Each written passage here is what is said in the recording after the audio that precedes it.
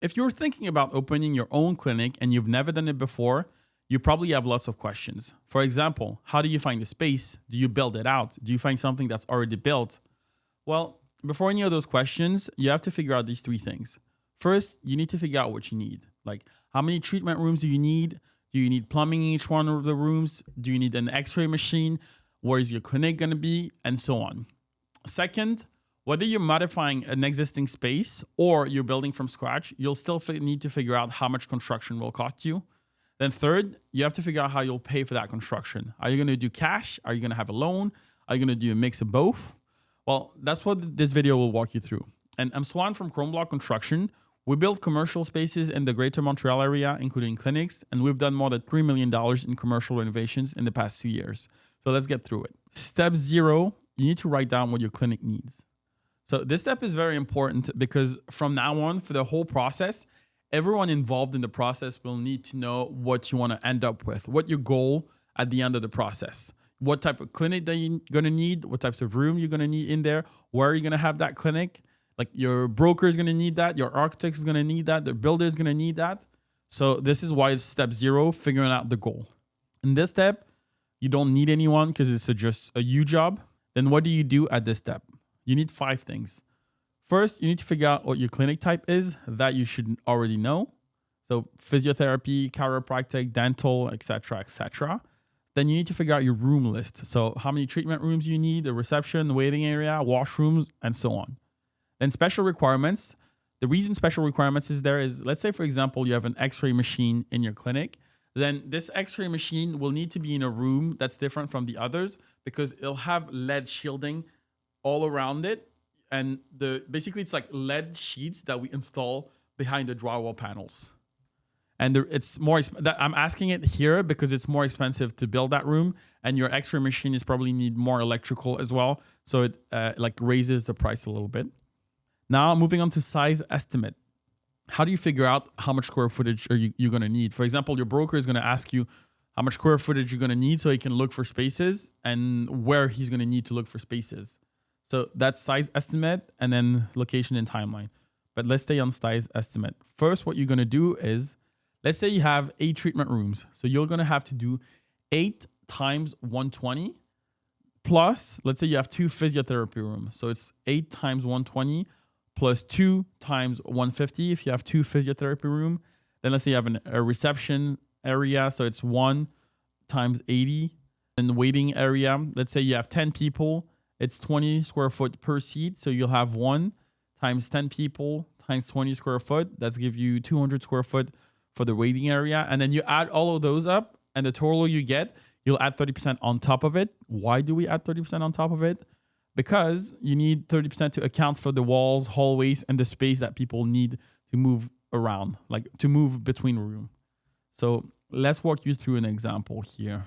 Example, Mary's opening a multidisciplinary clinic. By the way, Mary is the person we'll use for all the steps. Same example, same origin. So you have to remember this goal. 3,000 square foot she'll open, but let's run through it. She's opening a physiotherapy, chiropractic, massage therapy, and osteopathy clinic. She'll have 8 treatment rooms, 2 physiotherapy room, 1 consultation room, etc., etc. Special requirements, then size estimate. That's the important part here. You add up all your rooms, as I said. Mary ends up with 2,000 square foot. What she did is 8 times 120 for the size in terms of treatment rooms, then 2 physiotherapy rooms. So it's 2 times 150 or 120, whatever number you choose. And then you add that up, it ends up to roughly 2,000 square foot. Jency adds the 30%. That brings you to 2,500 square foot. And for the sake of this example, we'll round it up to 3,000 square foot. Moreover, you have location, timeline. This is fine. You could figure that out. Now, this document, you'll be able to download it. It'll walk you through the 13 steps that you need from beginning to end. There's 13 steps, 5 phases, 13 steps that you need to walk through to build that clinic, to get your new clinic. And each one of the steps will be broken down in why it's important, who you need, what you do, and an example, and what to avoid, and do not move until. The what to avoid is the typical mistakes people make, and then do not move until is the checklist that you need to have checked through to move on to the next step. If you want to download that document, the link will be in the description below. Now we're done with step 0 and we're ready to move on to step 1 where you'll figure out how much it costs you. Okay, so step 0, find out if you can afford it, meaning how much is the construction going to be.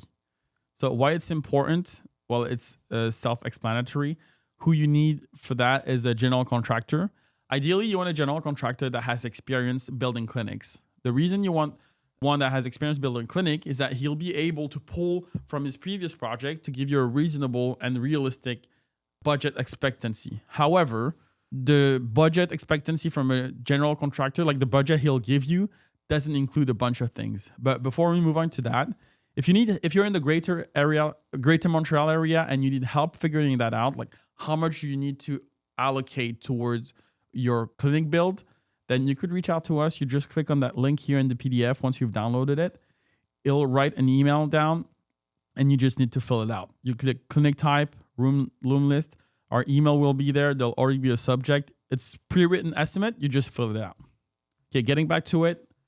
What do? You call a general contractor. You give him the description that we figured out up there. That's why the step 0 is important, because your general contractor, based on that, will be able to give you a rough estimate. If he has experience in building clinics, it's much better. And he might ask you like a bunch of other questions, like what types of quality of flooring that you're looking for, quality of plumbing, because flooring could vary greatly depending on the type of clinic you want to build. It's not just flooring. Everything varies greatly if it's not specified yet. So that's a rough budget. And to be clear, this rough budget that you'll get at this step is a minimum budget that you need to allocate. Minimum. Okay.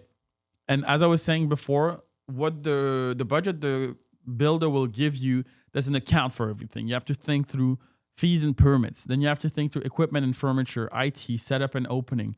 To account for that, I typically tell people to add 20 to 40% on top of the construction costs, because professional fees, architects, engineers, and designers, they already cost like 10 to 15%, like estimate minimum 10% for those.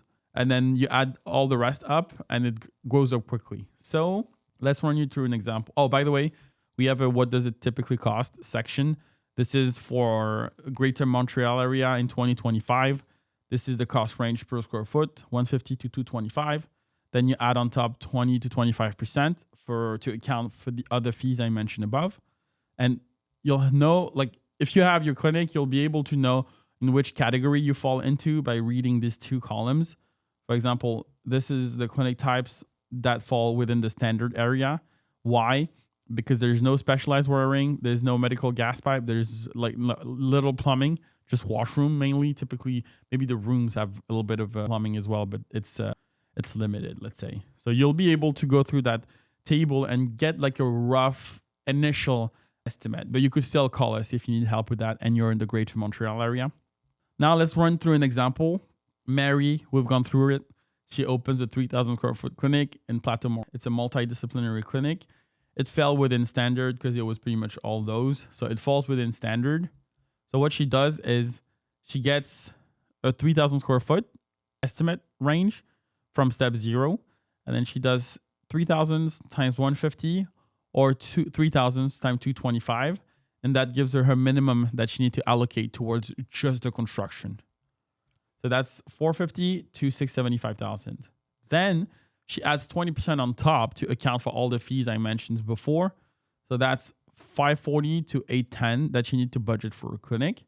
And as I said here in the example, Mary used 20%, the low end for a standard clinic. If your clinic has more equipment or higher end finishes, as I was saying, like flooring, sinks, toilets, faucets, stuff like that, you can go higher. You can even use 30% if you think that's worthwhile. Then this is, as I said before, what to avoid. So typical mistake people make at this step and the checklist. So you want to have this checked off. You have your rough budget range. You have those checked off before you move on to step 2. And step 2 is locking in your financing. So you're moving on to step 2. Step 2 is locking your financing. Obviously, if you have cash and you're going to build with your cash, you don't need to go through that step. This is for people who need financing from a bank. You'll need 2 people here. You'll need a bank advisor, like commercial banking advisor. And in Canada, most of the banks have people specialized in healthcare. So you should ask for those people specifically. and then you'll need an accountant. The accountant is to help you determine, based on how much you allocate to the construction plus the expected revenues of your new clinic, he'll tell you how much rent you can afford. So your bank commercial advisor and an accountant, that's who you need, and they'll basically tell you how much you can afford for construction and how much you can afford for rent, so that you'll be able to go see your broker then at step 3 to look for spaces. Okay, so let's get to the example. Mary has a total budget from step 1, the 540 to 810, and she needs two numbers: how much she needs to borrow, how much she can borrow, and what's her total maximum rent that she can afford based on your new clinic revenues projected. So she goes to the bank. The banker tells her she can afford $650. Then she goes to her accountant. He determines that the maximum monthly rent she could afford is $12,000 a month. So now she has those two numbers. She's ready to look at spaces. So she's ready to go talk to a commercial real estate broker to help her find a space in Plateau for a project. As I said, this is the typical mistakes here, and this is the checklist to have before we move on. So to summarize, we've gone through the 3 steps here. Let's get back to it.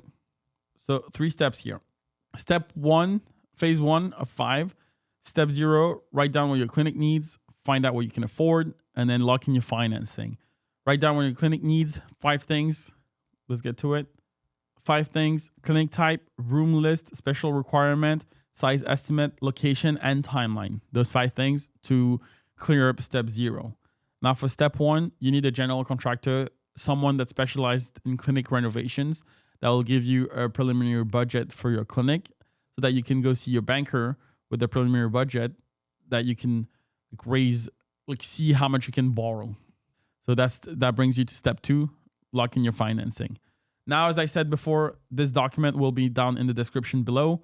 You have 5 phases. We'll have 1 video per phase. So if you want to have those videos, subscribe to the channel. And then if you want to download that PDF while waiting for those videos, the link will be in the description down below. If you're opening a clinic in the Greater Montreal area and you don't know where to start, well, we've built more than $3 million in commercial renovations in the past 2 years. And we've built that guide that will help you. It's broken down into 5 phases into how to open your clinic. So it's 5 phases. Phase 1 of 5, you prepare. So you find out what you want to build, what type of clinic you want to build, what square footage you need. Then 2, you search for spaces. 3, you plan. So plans and permits that you're actually allowed to build from the city. Then phase 4, you actually build. So you need a general contractor. And then phase 5, you open. And then each one of those phases is broken down into steps. For example, if I go into step 3, you'll have each step broken down into why it's important, who you need at each step, what you do at each step. And then you have an example at each step. And at the end, you'll have a checklist of what to avoid, what not to do, and then a checklist of what you need to do, which means you're ready to move on. And if you'd like to download this document, it'll be linked in the description below.